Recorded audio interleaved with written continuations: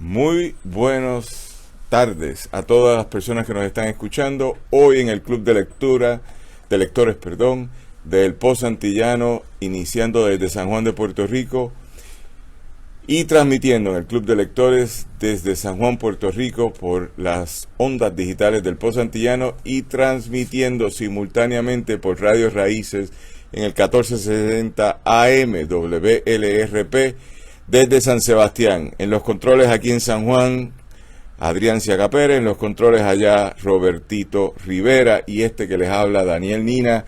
Una gran alegría estar con ustedes y con dos grandes amigos que los organicé para que hablaran hoy de la novela Yo no he visto a Linda, de la autoría de alguien llamado Daniel Nina. Es decir, vamos a hablar de una novela mía por cosas extrañas, porque no había cuarto bate designado y con las nuevas reglas del béisbol americano, pues el cuarto bate es para todos los innings, así que no solo es para el cuarto bateador. Tenemos aquí a mi mano izquierda inmediata a el amigo crítico literario y componente de muchos compontes, Wilkins Román Samuel. ¿Cómo estás, Wilkins? Todo bien, me alegro de estar por acá, Daniel, de nuevo, y saludo a todos los compatriotas y compañeros de allá del oeste, de ese pueblo extraordinario extendido entre Isabela y Mayagüez, la cuna de próceres, en la que yo nací y tuve el privilegio de estudiar en el Colegio Mayagüez. Así que son isabelinos, porque Isabela se extiende hasta allá. Y curioso que es el único pueblo que declaró la independencia por 4 días, porque el otro tuvo el grito, este tuvo la independencia. Y tenemos aquí al prócer nacional, escritor nacional, narrador nacional, amigo, mi primer abogado en la vida, cuando me hice ya grande a los 17 años, fue mi primer abogado, Irán Lozada Pérez. Irán, ¿cómo estás? Gracias por invitarme, espero que se me escuche bien.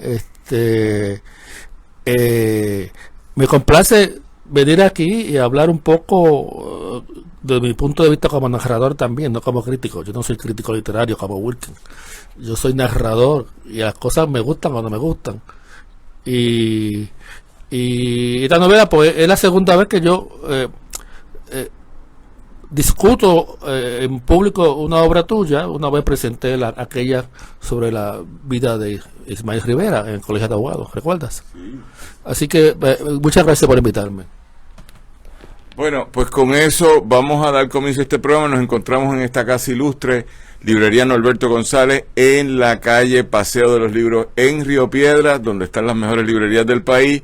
Y sobre todas las cosas nos encontramos entre amigos aquí presentes. Saludamos a todos los González aquí presentes, incluyendo a Ana González y a Cheo, que andaba por ahí, y al otro hermano, se me escapa su nombre.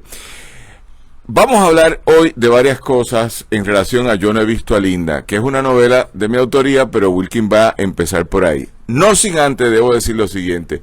Mire, gracias a toda la gente que está auspiciando estos programas, porque el mentor oficial de esto, que se llama Ramón Edwin Colón Prat, desde allá del Pepino, está contento.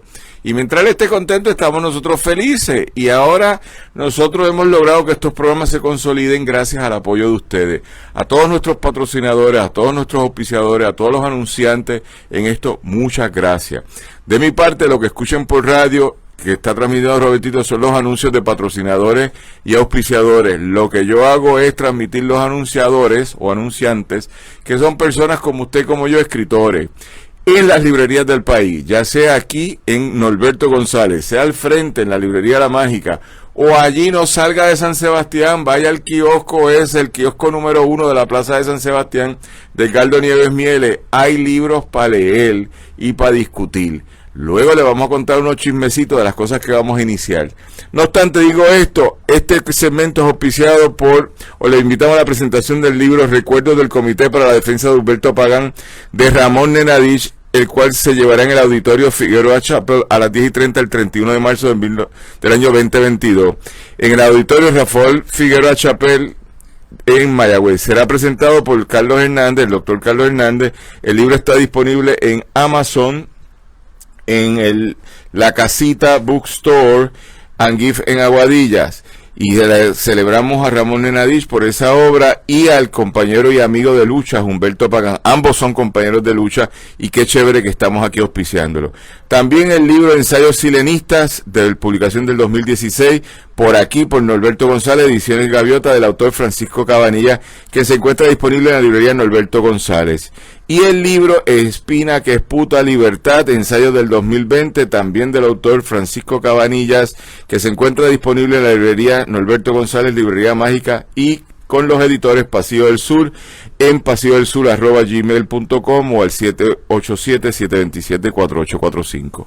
Dicho esos anunciantes, vamos a escuchar a Wilkin, que trajo una tarjetita blanca. Él se pasa dejando tarjetitas. Mire, si usted viene a la oficina de nosotros, que los lunes hacemos club de lectores, nos deja eso como con 200 tarjetitas.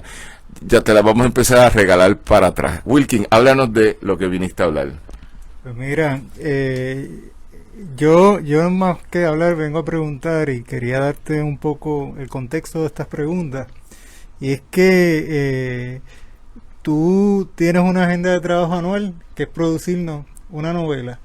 Y dentro del contexto de lo que has hecho, has rescatado en la memoria una serie de íconos dentro de la salsa y de la contribución que hicieron al desarrollo de una música propia de los puertorriqueños. Y dentro de este contexto, con Yo no he visto a Linda, Perfume de mujer en la guerra de Corea, inicias o pretendes iniciar un ciclo. Y desde la contraportada del propio texto nos adelanta que traes una agenda de investigación basada en periodos históricos que de una forma u otra pretende rescatar a través del trabajo creativo de hacer una novela basada en hechos históricos. Y yo te quería pues un poco preguntar el qué es lo que te lleva y te motiva a entender que existe una necesidad de rescatar esos íconos, digamos, de la salsa, esos periodos históricos a través de la novela. Y para darte un ejemplo, siempre recuerdo a Seba, el famoso escrito de Luis Nieves, y el cómo reaccionó la gente pensando que era un texto histórico y no un relato histórico, y cómo fue la recepción del público a ese trabajo, basado quizás en la necesidad de un relato heroico. Y en este caso, en el caso tuyo, la presencia de mujeres dentro del proceso político histórico que ha vivido el pueblo de Puerto Rico, el nacionalismo, y la participación de una forma u otra dentro de las propias estructuras de poder de Estados Unidos.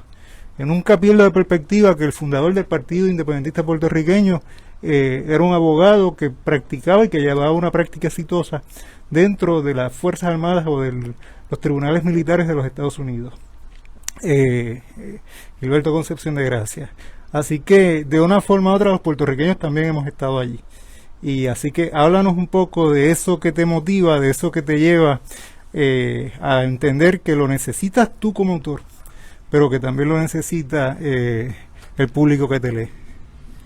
Bueno, con una pregunta así, como diría Carlos Nieves Mieles, necesito 6 meses para poderla pensar y 6 meses para contestarla, pero te voy a contestar aquí. Lo que pasa es que estas preguntas que hace Wilkin Román Samot, que lo pueden seguir todos los domingos en portada del Post Antillano, porque él es el entrevistador histórico del país, ya es como histórico, lleva varios años haciendo entrevistas profundas de escritores y escritoras nacionales. Pues yo creo que esas preguntas que me haces, tengo varios referentes. Primero, teniendo aquí al amigo y hermano en la tradición, Irán Lozada Pérez, que escribió una novelita que se llama Volver a Morir. Pues esa novelita, como yo vi los primeros 2 manuscritos, y cuando sale publicada ya era el tercero, y entra en diálogo con otras novelas o escritos sobre la guerra, a mí me dio celo, y eso lo tengo que decir, si yo escribí de la guerra, ¿por qué no? Porque se empezaron a autoinvitarse a hacer un ciclo de novelistas guerreristas. Hay algo de eso, de que yo leí todos esos trabajos, el del compañero Irán Lozada, Volver a Morir, el de el compañero Jaime Marzán, el fuego, ¿cómo es? Tocado por el fuego. Tocado por el fuego. Se llama Morir otra vez. Morir otra vez, de Irán Lozada. Tocado por el fuego, de Jaime Marzán. Arenas de Raquel Otegui y el libro de el compañero Vengo a decir adiós, Colón Santana, José Enrique Colón Santana, que es una colección como de escritos cuentos híbridos bibliográficos que él hizo. Entonces, yo me inserto ahí porque mi madre me cuenta de que a Corea fue un grupo de mujeres puertorriqueñas a pelear. Y eso me da el pie forzado para investigar. Eso no es tan cierto, pero es cierto, porque no las dejaron pelear porque el ejército americano no permitía a las mujeres en el frente de guerra, pero que estuvieron en la base de Honolulu llamada Smith, dando servicio al 65 de Infantería, sí es cierto. Eso es una parte. Pero segundo, rescato algo que, gracias a ti, que como Adrián y otra gente, y Carlos Arias me escriben tan asiduamente diariamente, tú hoy como a las 3:30 de la mañana decidiste enviarme un video que no había visto, pero fue como a las 3 que llegó, This is Not America, de Residente, y saqué tiempo para verlo, y me parece curioso que él empieza con una representación buena o mala de las lolitas frente a lo que sería el Congreso americano, tirando unos tiros al aire y después interviene la policía. Esa imagen con la cual empieza ese video no es cualquier imagen. Esa es una imagen de guerra de una mujer puertorriqueña en el contexto de lo que yo llamo el periodo fundacional de la nación del siglo XX, que es del 50 al 54, los otros dirían del 48 al 52, las grandes reformas constitucionales, pero a mí me parece que el 54 es el año clave, y eso es una prerrogativa mía que la puedo explicar. Y tomo en este trabajo empezar ahí un ciclo de 5 novelas que cuenten la historia en voz de mujer, porque las han contado en voz de hombre, salvo mi hermanito que está aquí, que acaba de sacar El espía de Betance, que es sobre una mujer que asistía a Betance en algo, que es una novela que está corriendo y que el sábado que viene vamos a presentar aquí en el Club de Lectores, del compañero Irán Lozada. Yo he querido hacer lo mismo en otro periodo. Esa conversación para mí es esencial, porque todas y todos vivimos de memorias colectivas.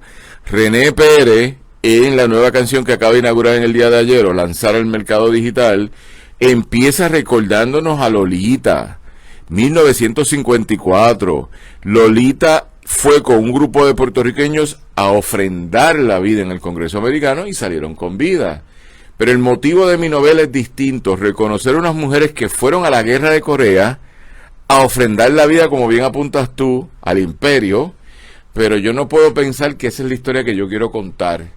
Así que, como nos contó Iris Miranda los otros días cuando íbamos a la ruta del libro a San Sebastián, es la novela histórica donde se van tergiversando los actos y hoy, o los hechos históricos, y hoy en el Post Antillano hacemos una publicación de una reseña de la novela de Irán por el compañero Ricardo Rodríguez Santos, que me parece muy interesante, la deben leer porque Ricardo va explicando lo que es la novela histórica y cómo se pueden transformar los hechos según nos los han contado y transformarlos, porque a fin de cuentas la historia la va a manipular cualquiera y la historia cambia, no son estáticas.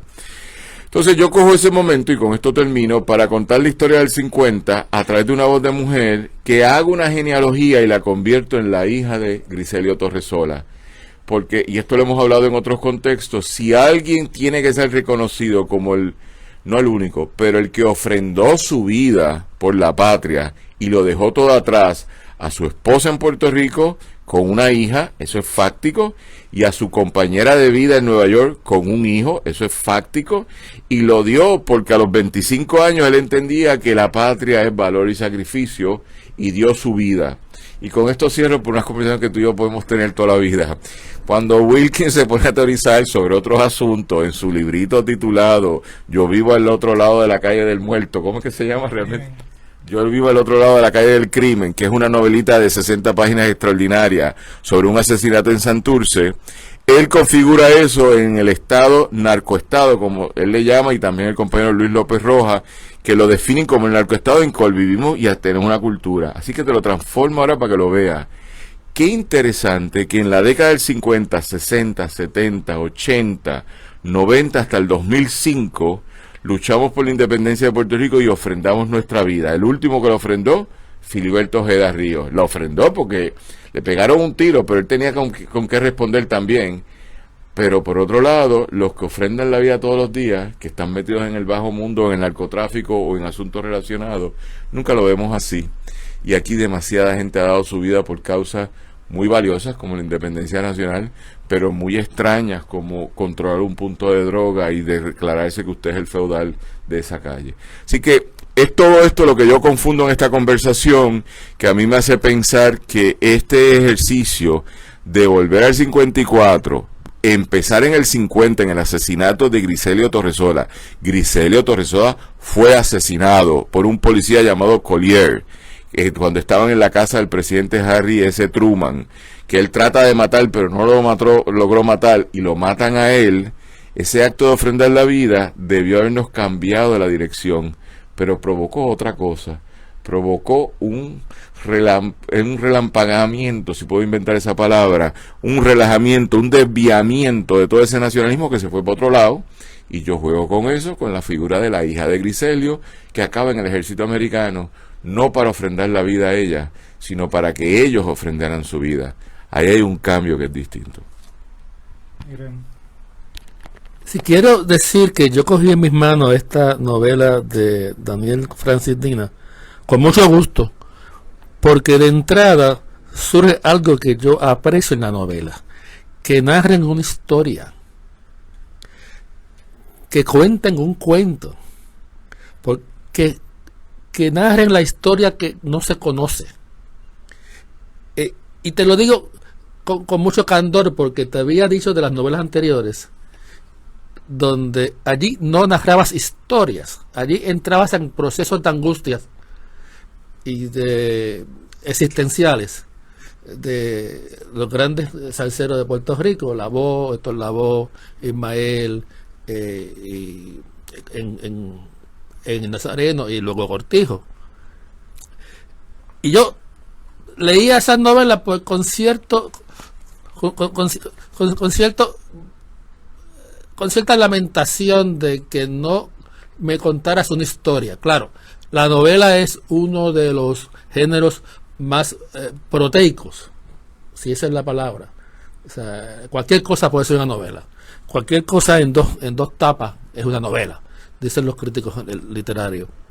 Y puede ser narrada, puede ser desarrollada, estructurada, como uno quiera. Pero aquí te felicito porque nos cuenta una historia. Hay drama, hay una intriga, y se contesta de alguna forma, y ahí entra la cuestión histórica, ¿verdad? La historia es lo que uno quiere pensar que fue, y los escritores, si no nos gusta, la cambiamos. Y aquí narra con mucho deleite en cierta manera el asesinato, hablando de asesinatos, del general Douglas MacArthur. ¿Cómo muere? Yo creo que eso es el desenlace de la novela, y eso es lo que invita a leerla. Pero te felicito por eso, porque a mí me gusta que me narren una historia. Puedo parecer simplista, pero a mí me gusta lo clásico. La cosa innovadora a veces yo la rechazo. Y yo soy un narrador clásico. Mis novelas a veces son lineales. Y eso es lo que le gusta a muchos lectores. Así que en esa medida me parece que es un acierto en tu proceso de novelista. Bueno, gracias por eso a Irán y al compañero Wilkin Samot. Yo creo que de mi parte un poco, yo no nací nada, yo me he ido formando, y dentro de esa conversación tenía una obsesión de hablar de salsa y hacer algo con esa, y algunas más exitosas que otras o mejor realizadas que otras. Pero después hay una sexta novela que es El diario inconcluso de Charlie Gorra, que es una novela que a mí me parece interesante, pero salió, es como varios libros que salieron en el momento de la muerte de mi madre, y eso y la pandemia, y como que se desorganizaron y no fueron tratados como se merecían. Esta novela ya nace en un momento dado que yo he sanado bastante de esa pérdida, y uno ha continuado la vida y quiere pensar, pero también honrar a mi madre, que me contó la historia, pero a sus amigas que estuvieron en Corea, a las cuales entrevisté, y a otras mujeres que fueron partícipes del conflicto de la década del 50, porque sus padres fueron otros que ofrendaron la vida, y las pude entrevistar sin entrar en detalles que eso, pues siempre me han pedido que no se haga esos señalamientos públicos. Pero tal vez, Wilkins, a algo de tu pregunta y dándole un seguimiento, es que reabrir el pasado de nosotros no es para quedarnos ahí quedados. Y yo coincido con Irán en el sentido de cómo se cuenta una historia. Si me le pones demasiado gadgets, me voy a perder, porque entonces se torna, el ejercicio es descifrar la novela, y eso no es lo que yo quería hacer. Para descifrar cosas, pues hago otro ejercicio, un rompecabezas, esto y lo otro, pero la literatura un poco para leer. Ahora bien, lo que sí es cierto es que reencontrar la historia nacional es importante por muchas razones, y aquí ayer en un diálogo extraordinario con Rubis Camacho que hicimos en el programa Funche Caribeño, que salió por estas redes y por Radio Raíces, Ruby plantea unas cosas como laureada escritora, como una gran amiga y todo eso, pero ahora como presidenta del PEN de Puerto Rico, que plantea a qué vinimos. Y ella te lo dice de frente: yo vine a luchar por la justicia en como sea y a creer la independencia de mi país y apoyar eso hasta que me muera. Y parece muy interesante porque Ruby, que ha escrito trabajos tan extraordinarios como Safo, que es un trabajo sumamente complejo del mundo ancestral griego, pero cuando uno ve ese trabajo y la escucha a ella, yo que he marchado con ella por la libertad de Oscar López, yo que he estado con ella en lecturas por los Oscar y por la independencia de Puerto Rico, te puedo decir que son asuntos extraordinarios. Pero la complejidad, para los gustos, y ahí coincido con Irán, lo que yo quiero es contar, volver a 5 momentos históricos. Ahora estoy escribiendo de 1898 a 1901, que es un periodo fundacional extraordinario, porque el 54 es a 2 años de la Constitución, cuando Muñoz declara: ahora nos modernizamos, con todos los planes esos que trajeron, y las casas Levy Homes, esto y lo otro. Pero el 98 al 91, que es un año extraordinario por cosas que tú, Wilkins, has apuntado sobre Hostos, en un trabajo que tienes de Hostos, porque el pobre Hostos murió confundido en el 99, él pensaba que los americanos iban a traer el progreso y no nos trajeron. 1903. Él muere En 1903. 1903. En el 1891 está deprimido cuando va a ver a McCleary a Estados Unidos, que le dice: pero ustedes no nos iban a dar la modernidad, esto es la democracia, no nos van a dar nada, nos van a dar la esclavitud. Y dicho eso, entonces hay un detalle que es importante. Ese proceso del 98, 99, 900 y el 901 con los casos insulares, de los cuales Irán y yo en otros contextos hemos participado en foros o en discusiones, es tan medular que hasta el día de hoy somos parte de, pero no pertenecemos a. Eso es una conversación sobre exclusión que tiene un efecto psicológico. Entonces yo creo que hay que seguir explicando eso de otra forma. Ahora bien, uno quisiera que esto fuera una Coca-Cola que está todo el mundo discutiendo todos los días. No, esto es literatura. Pero en algún sitio René Pérez vio la imagen de Lolita y la captura en un video que va a llegar a millones. Como en algún sitio el compañero Benicio del Toro leyó cosas que los puso en el guión que se llevó a representación visual en el concierto de Bad Bunny. Eso es lo que nosotros, yo pienso que Irán también quiere. Uno quiere influenciar. Y ahora vuelvo a algo que está en la reseña de Ricardo hoy, pero que es algo que a mí, sin tener las destrezas intelectuales, pero las hago, es para mí esencial forzar reescribir la historia. La historia que todos los días aquí se repite como guachafita, no te la aguanto. No, que nosotros éramos una isla pequeña, incivilizada cuando llegaron los americanos. Mentira. Es una narrativa que se ha quedado y no la tenemos que cambiar. Por eso es que celebro el libro de Félix Cruz Jusino, Ebenezer López Rullor y la conciencia del hombre negro en Puerto Rico, porque ese libro es fundamental porque me cambia la historia del siglo XIX. Había esclavos, pero había un montón de negros que eran opresores y oprimidos, productores, empresarios, vagabundos, esto y lo otro, pero había una negritud aquí, que es lo que decía ya José Luis González en El País de los Cuatro Pisos y nadie le hizo caso, que el siglo XIX es un siglo de negritud en Puerto Rico y pasa algo con el cambio de los americanos que nos modifica. Yo fui uno de los pocos que le hizo caso. Estas son unas preguntas sobre texto y contexto que me dices cómo quiere que empecemos con el pasado, con el momento en que escribes o con el presente. Y a base de eso, pues... Como tú guste. Pues mira, vámonos con el momento en que escribe. El momento en que escribe 2021 inicia con la toma del Palacio, del Congreso. 2021, ¿no? Enero. Ah, el 6 de enero del 2021, sí, por Entonces, esta es una novela que se escribe en el transcurso de ese año, que inicia precisamente con la toma del Congreso y que estaba anclada en el periodo en que se toma el Congreso por parte de los nacionalistas, Lolita y su grupo. Háblanos entonces del momento y cómo el momento en que estás escribiendo te va marcando el tema de la obra.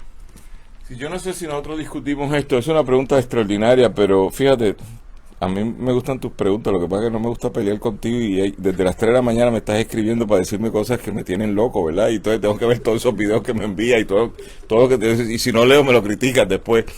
Pero, dicho eso, es interesante que el 6 de enero del 2021, que yo estoy celebrando el Día de Reyes como mucha gente ese día, en casa de mi sobrina, y yo prendo el televisor porque me aburrí con la conversación, me sento ahí en el televisor y empiezo a ver eso, y yo digo, epa, esto es fuerte, y se meten allá, entonces todo el mundo para de comer y se sienta allí a ver. Y la reacción del puertorriqueño promedio es castigarlo, decirlo.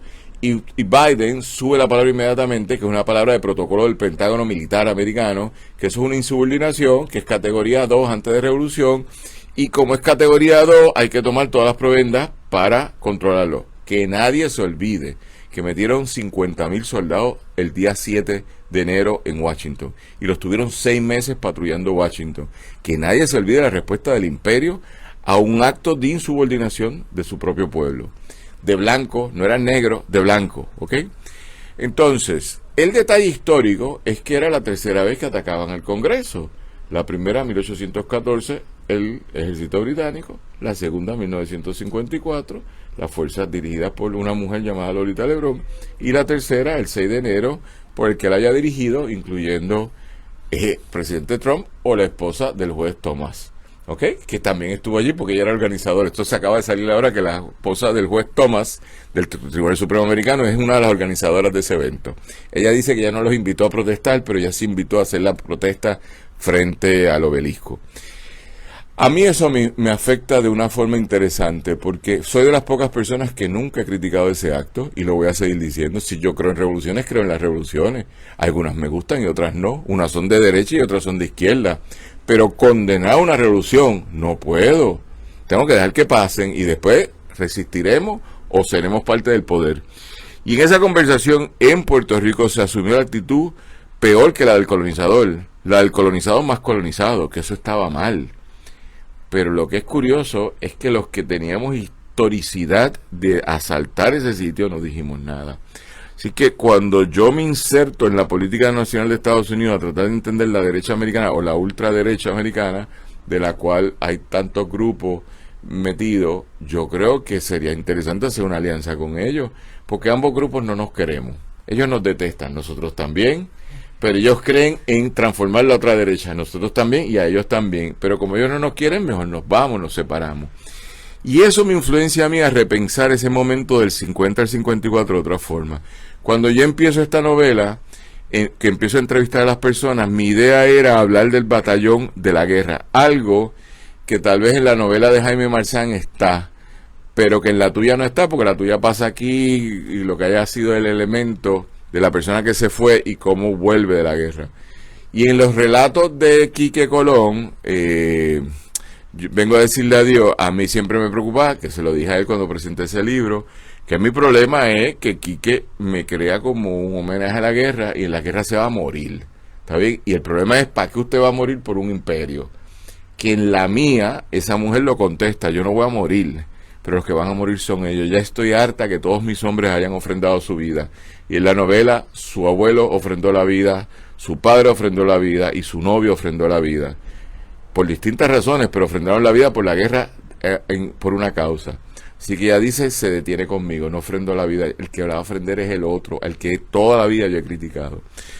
Entonces, yo creo que lo que pasa en el 2021, el 6 de enero, es para mí una reflexión de cómo reorganizar la lucha en Puerto Rico a lo que vinimos.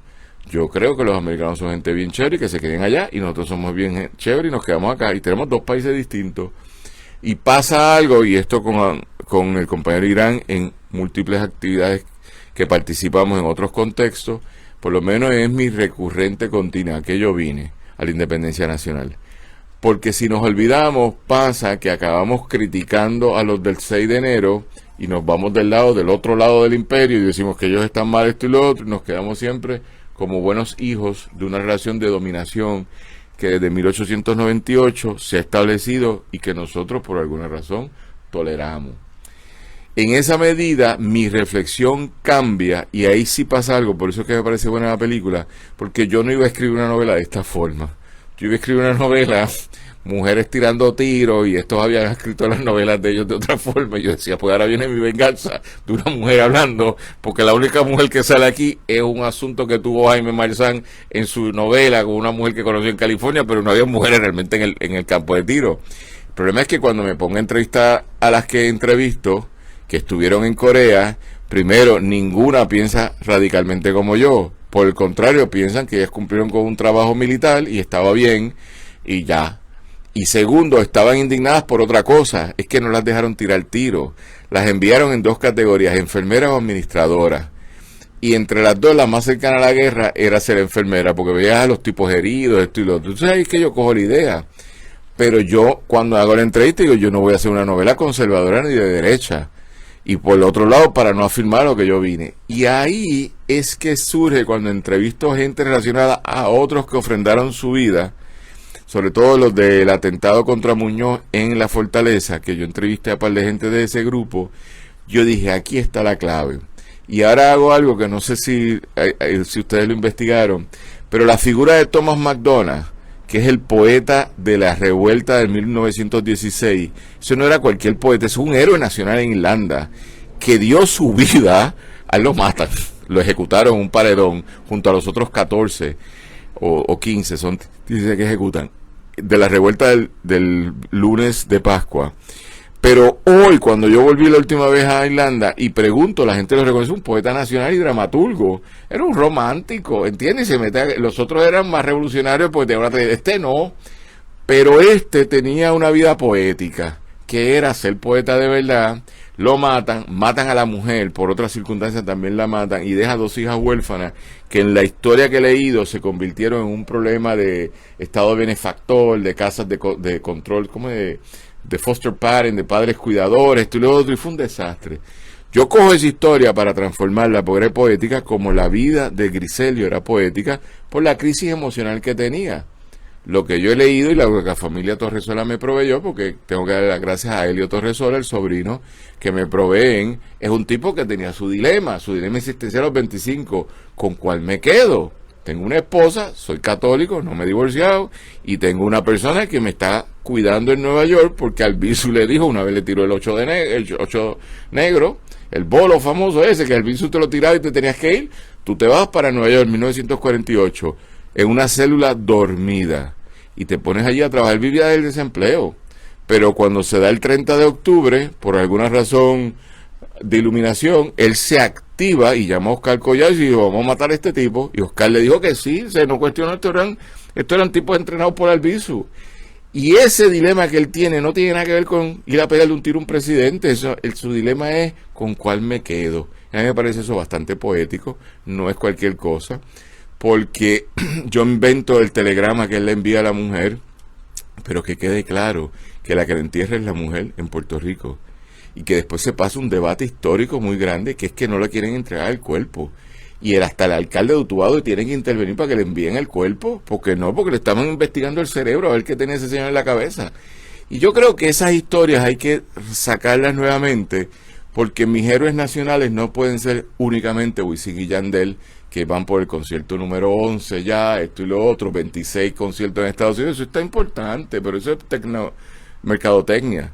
Esto es otra conversación que si lo afirmamos todo el tiempo, pues nos acordamos que nosotros hemos vivido momentos de luchar por una dignidad equivalente con Estados Unidos. Tú no me faltas respeto y yo no te lo falto a ti. Y podríamos hablar y salirnos del tema, pero yo creo que eso es importante. Griselio Torresola tenía poesía para hacerle un personaje. Me dicen, no lo he leído, que era familia de Magali García Ramos, la escritora nacional, ahora condecorada por la Universidad de Puerto Rico con un doctorado, Ramis. Ramis, y dentro de esa conversión que ella ha escrito de él, no lo he leído, pero me trajeron todos sus trabajos. Como reacción, pues coincido contigo y con Rubí Camacho, la presidenta del PEN de Puerto Rico, en que la función primordial de un escritor en Puerto Rico es, además de escribir bien, provocar y promover la liberación del hombre y la mujer puertorriqueña y la liberación de la patria. Yo creo que es ineludible esa tarea del escritor, el narrador, el poeta, el ensayista puertorriqueño. No es casualidad que no hay grandes escritores estadoístas que promuevan la nación de Puerto Rico. Eso no es casualidad, es que no saben que en cierta manera están cojos en cuanto a su función, y por eso intentan escribir bien. Ahora, en cuanto a la historia de Griselio Torres Sola, quiero reaccionar. Griselio no fue asesinado. Griselio cayó en la guerra. Los que caen en la guerra no son asesinados. Él fue allí a matar al presidente Truman y en ese proceso muere. O sea, quien fue asesinada, por ejemplo, para que el contexto quede claro, fue aquí en los altos de este edificio Antonia Martínez, allá en marzo del 1970, indefensa, gritando a los asesinos, a los policías que disparaban y macaneaban a los estudiantes que intentaban huir de sus garras. Ese es un caso de asesinato. Pero Griselio era un soldado, no fue asesinado. Cae en la guerra por la liberación de Puerto Rico. Y él fue allí a morir. Así que murió como héroe, no es una víctima inocente, no es una víctima pasajera. No, él fue parte del proceso y él lo tenía muy claro. Así que eso es lo único que podemos diferir en cuanto, pero eso puede ser motivo de algún debate. Ahora, esto es una novela histórica y a manera de redondear lo que estoy diciendo, el escritor puertorriqueño que aborda la novela histórica tiene que abordarla con la intención de no solamente de recordar la historia, sino verla dentro de la dimensión histórica, patriótica, heroica de nuestro pueblo. Y en ese sentido, eso es un logro de esta novela. Gracias. Ahorita decía que ese periodo de los 40-50, tal vez sea el periodo fundacional de la nación. Yo tengo una lectura que es que ese es el periodo también fundacional del Estado Nacional. Y el mismo Estado Nacional que los bombardeó en el 54. José Trias Monge, quizá el historiador menos valorado de este país, pero quizás el único historiador que ha tenido el Estado moderno, sobre precisamente esos procesos. Él tenía una lectura del impacto del nacionalismo y de la efervescencia nacionalista y de cómo eso de una forma u otra servía para el diseño y desarrollo del Estado Nacional. Así que en el contexto del que trata la obra, hablas de el fortalecimiento de la idea de lo nacional en Puerto Rico. Pues háblanos un poco de cómo dentro del contexto de la obra se ve, a través de la participación de los personajes, del tema de lo nacional dentro de la obra. Bueno, dos matices importantes. Si bien es cierto que tú lo explicas de una forma, cuando tú lees la literatura del momento y esa estación de radio tan nefasta llamada WKQ, que fue una voz del imperio en aquel momento para narrar que los terroristas del Partido Nacionalista hicieron esto. Y tú, no sé si tú has escuchado la narración del intento de neutralizar al barbero de Alviso en Barrio Obrero, que eso dura como una hora, eso está en YouTube, tú lo puedes escuchar. Es bien curioso, ellos no están diciendo son héroes nacionales que están luchando, ellos están hablando de terroristas, ¿sabes? Y los terroristas son neutralizados, eliminados. Así que yo tengo que hablar de eso desde una perspectiva que sea honrar a mis héroes que fueron a honrar su vida, y por otro lado también decir lo que hizo Collier, porque él ya estaba herido y Collier cogió y le metió un tiro en la cabeza y la partió en dos pedazos. Es decir, Collier lo que hizo fue para matarlo. Así que Collier es el asesino de Griselio Torresola y no cogió cárcel porque salió por libertad, como legítima defensa a nombre del presidente. Pero la historia hay que cambiarla completamente. Así que ya yo sé que él es un héroe nacional y que ofrendó su vida, pero en relación al otro que lo neutraliza según WKQ, fue asesinado por ese otro porque estaba ya herido, y simplemente también que Griselio le iba a pegar un tiro antes, ¿verdad? Pero cayó en combate. Podríamos explicarlo, cayó en combate como Filiberto cayó en combate también. Fue asesinado en combate. Ahora bien, eso es una parte.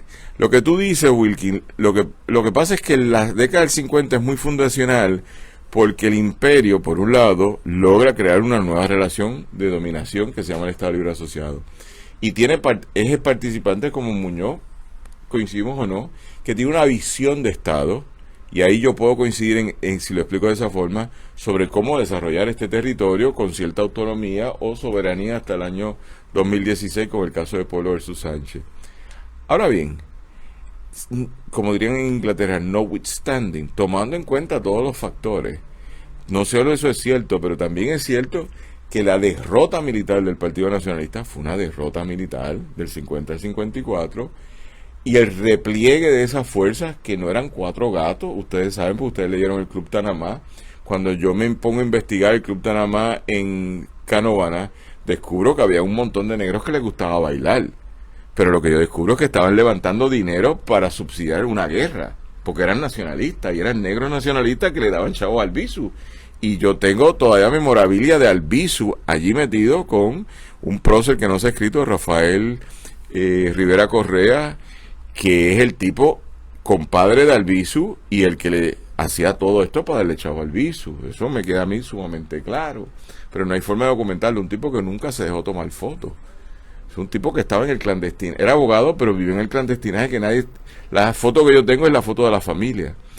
En esa conversación, esa década del 50 es muy extraña porque coge otra dirección lo que era la fuerza política real del país, la fuerza minoritaria sin lugar a dudas, pero política real, que era que podía cambiar el juego de dominó.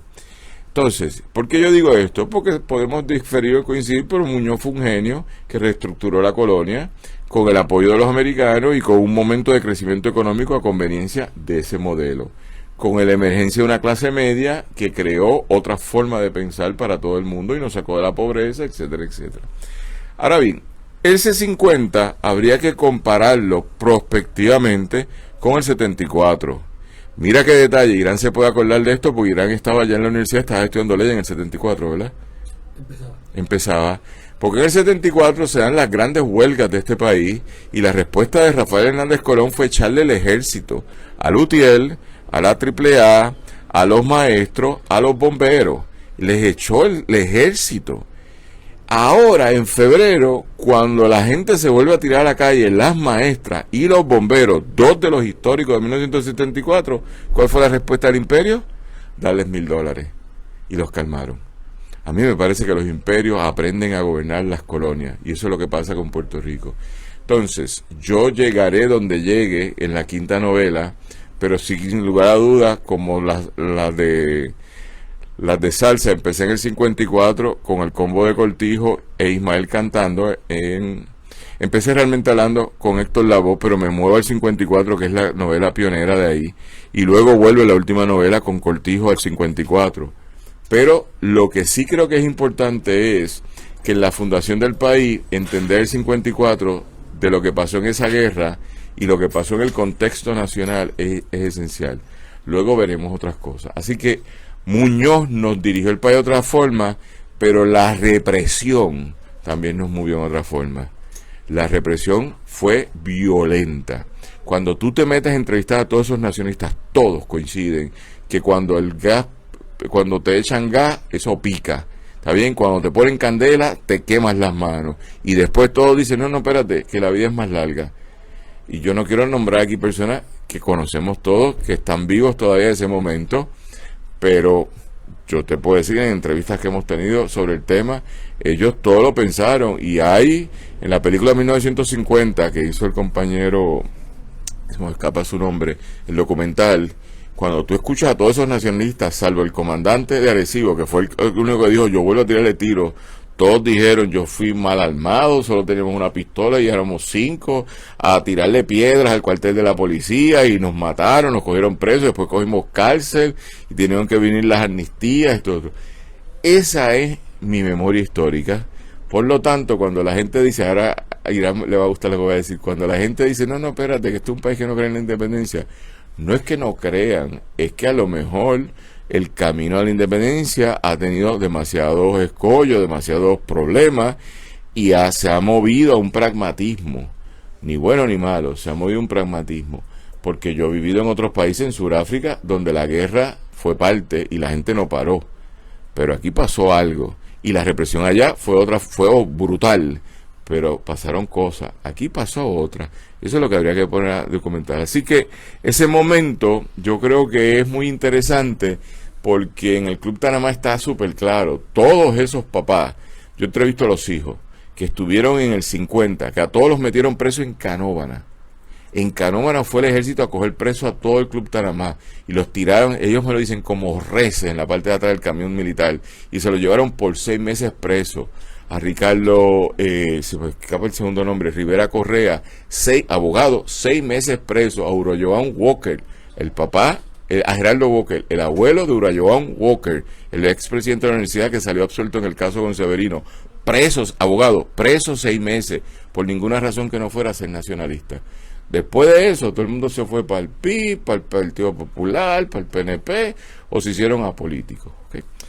Bien, antes de seguir, gracias a Wilkin Román Zamot, quien está entrevistando a Daniel Lina hoy en la novela Yo no he visto a Linda, con el cuarto bate universal Irán Lozada Pérez, que está aquí porque quería estar con nosotros, él me llamó que quería estar aquí con nosotros hoy, y a Adrián Ciaga Pérez en los controles aquí en San Juan, y en San Sebastián en Radio Raíces en los controles Robertito Rivera. Gracias a Alejandro Ortiz Arraiza por organizar todo lo que son los componentes de esta producción. Quisiera decir que agradecemos a nuestros auspiciadores, y nos faltan unos cuantos por decir. En este sentido, también tenemos a escuchar el podcast Temprano en la Tarde con Gary Gutiérrez y José Raúl Cepeda, un diálogo de actualidad sobre temas locales e internacionales desde una perspectiva crítica. Escúchalo en todo Puerto Rico, una producción de Convite Media para las principales plataformas de podcast, iVoox, iTunes y TuneIn. También agradecemos a nuestro vecino Carlos Modesto con el Garaje Santurcino, el que vende barato y cosas bonitas, en la calle Bolívar 604. También agradecemos a la francesa de Barrio Obrero, Marie Noel, que es una compañera que lleva 40 años en Puerto Rico y tiene apartamentos de alquiler. Y agradecemos a William Fred e Ivette Santiago desde Michigan, que nos envía un donativo para que esto sea viable. Y finalmente al artista plástico y gestor cultural Tony González Walker por también apoyarnos y darnos un donativo por este proyecto.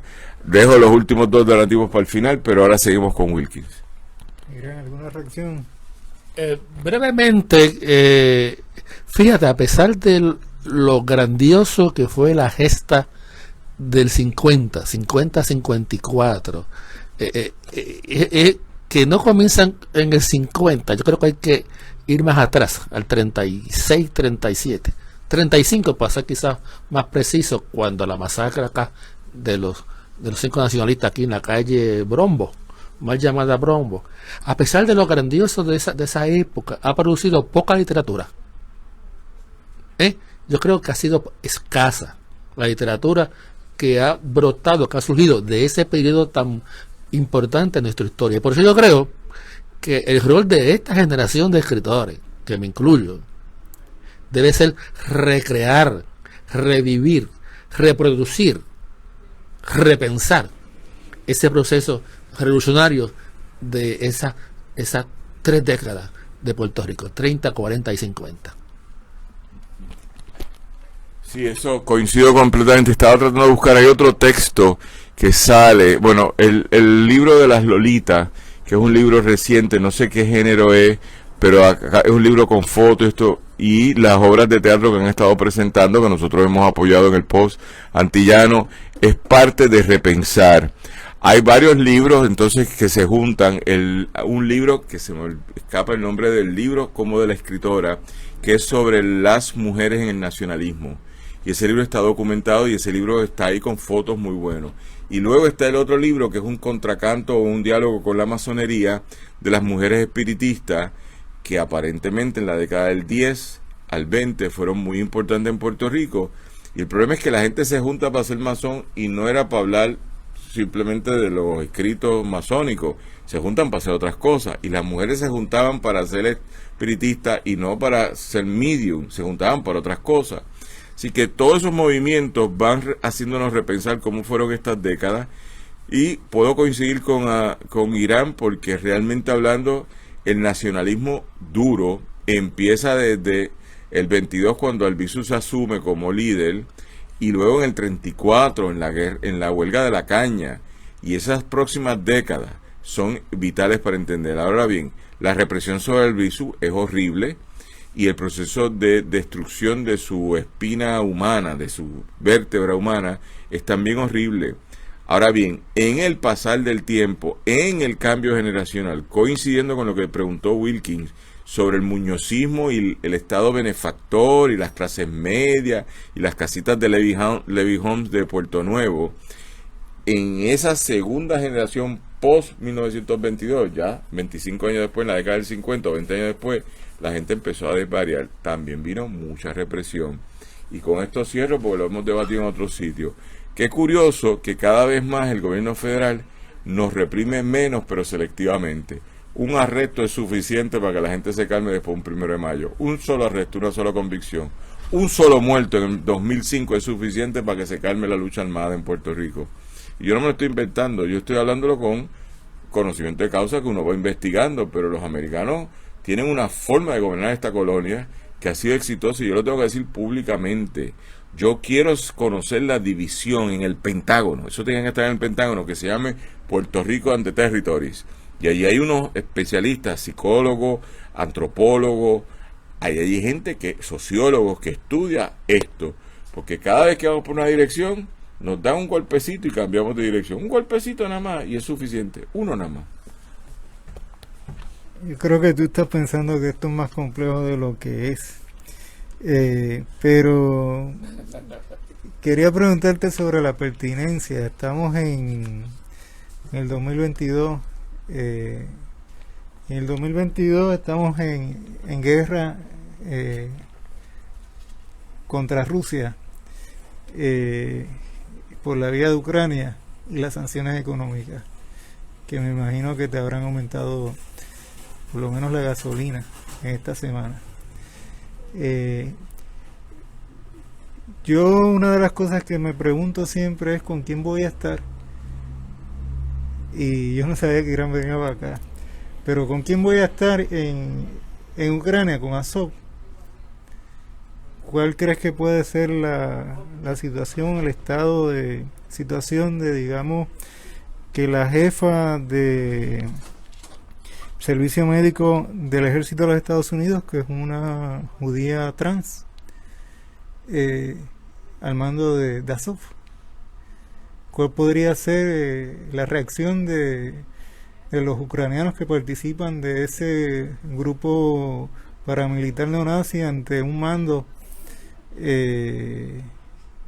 judío y mujer? Y te lo traigo porque en tu trabajo hay un personaje que es una mujer. En el nacionalismo puertorriqueño las mujeres también jugaban un rol dentro de lo que eran las enfermeras. Es enfermera el personaje. Así que para que nos hable un poco de la pertinencia dentro del contexto de hoy, y dónde van a estar o deben estar o debemos estar. En este conflicto de Ucrania, yo personalmente he asumido posición con mi firma continuamente en el Post Antillano, y donde yo estoy a favor de la soberanía de todo el mundo, la de Ucrania y la de los rusos, y la de las repúblicas independientes de Donbass y el estado ese que surge en Crimea. No tengo ningún problema. Ahora bien, detesto las invasiones, las detesto a muerte porque yo vengo de un territorio invadido y no puedo apoyar una invasión y no la otra. Estoy como los cubanos, que nos abstenemos. Ahora bien, dicho eso, hay que negociar la paz continuamente porque la gente muere. La gente muere, sean objetos de guerra normal, un soldado, o sea un ciudadano particular. Ahora bien, en este conflicto yo no quiero nada que ver con la NATO y nada que ver con la OTAN y nada que ver con Joe Biden y menos con los europeos sobre esta conversación. Así que Azov y el otro son dos grupos, pero Azov es el más grande y más fuerte, un grupo de neonazis nacionalistas ucranianos que tienen 6.000 tipos tirando tiros ahora mismo. Entonces dentro de esa conversación no son cualquier gato, son unos gatitos rebeldes. Y esas personas, si yo creo en lo que he creído, yo no voy a ser ni liberal. Y el problema del liberalismo con los movimientos neonazis de ultraderecha, olvídate del 6 de enero.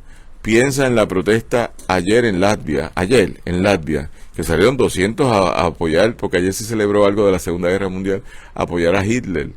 Pero apoyar a Hitler es apoyar los que creen en la muerte de los gays, es apoyar los que creen en la muerte de los negros, es apoyar los que creen en la muerte de los judíos, es apoyar los que creen en la muerte de cualquier cosa que sea diferente a, no sé, en las lógicas supremacistas.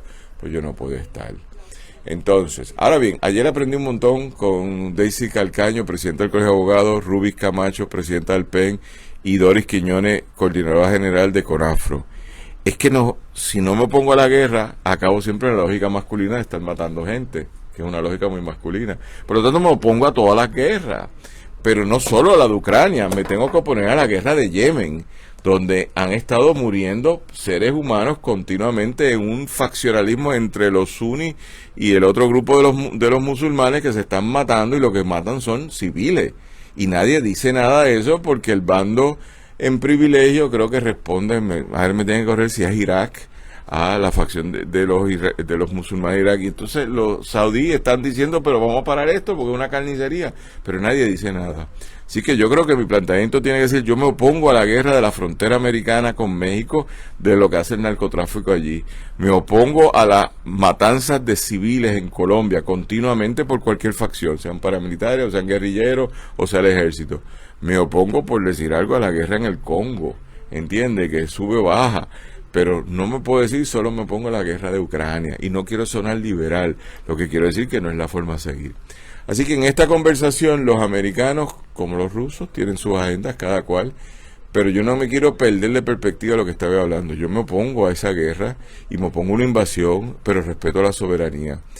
Y dentro de esa conversación hay que ver, ya sé cómo empezó la guerra, hay que ver cómo termina. Y todavía no sé cómo termina. Y tenemos un amigo común todos aquí, que es Carlos Severino, que se ha convertido en el eje informativo más importante en el país sobre este tema. Y hemos hablado mucho, pero ya yo sé que, y no sé si se termina hoy o se termina en 2 semanas, pero mientras no se termine, ese estado de guerra afecta a seres humanos como nosotros.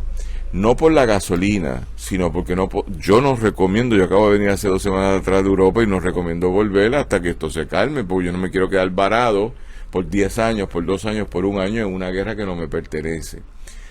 Eso es una primera observación. El problema es que el colonialismo es singular. Así que desde el banco principal del país hasta los noticieros, todos tienen la bandera de Ucrania. Y yo quiero saber por qué no tienen la de Donbass. ¿Entiendes? Bueno, ¿por qué no? ¿Por qué no hablan de Azov y asumen una posición? Entonces, en la medida que no hacemos eso, reproducimos lógicas coloniales que son terribles y son determinantes de un mal país, no de un buen país, de un mal país. Bien, con eso digo entonces que la literatura que hagamos, volviendo a lo que dijo Irán, por lo menos a lo que yo vine es que sea comprometida y seguir rescatando. Estoy viendo los comentarios que nos han hecho la gente que están aquí en línea con nosotros y están buenísimos, pero como dijo la compañera Silvet Cabrera, es aprender y tenemos que seguir aprendiendo. Y yo creo, después del libro de Félix Cruz sobre Ebenezer López Rullol y el libro de la compañera Vilma Pizarro sobre la huella del negro en San Juan, hay que cambiar la historia, porque la que tenemos, como diría Miguel Rodríguez López, nos ayuda a tener unas estatuas. Ahora vamos a cambiar las estatuas y cambiamos la historia y inventamos otro país y lo seguimos viviendo. Gente, estamos prestos a terminar, son casi la hora de irnos. Yo primero le agradezco a Adrián Ciaca Pérez por los controles aquí en San Juan, a Robertito Rivera en Radio Raíces en los controles allá, a toda la gente del Pozo Antillano, pero en particular a Alejandra Ortiz Arraiza por la producción general, y le damos las gracias a Berecer López Rullol por su libro Son de aquí, los conoces, sobre la gente negra en Puerto Rico, y también su libro El ABC del Movimiento Obrero, ambos disponibles en La Mágica, en Norberto González, en Kindle y en Amazon en todas las versiones.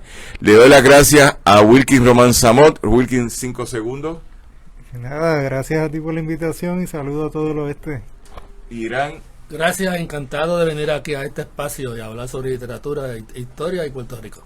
Bien, estaremos el sábado que viene discutiendo entonces El espía de Betance, porque eso lo hablamos ahorita con Irán, así que no se vayan, y el lunes a las 6 en Cultura 7D, y el viernes en Funche Caribeño a las 6 de la tarde. Será hasta entonces, muchas gracias a todas y a todos.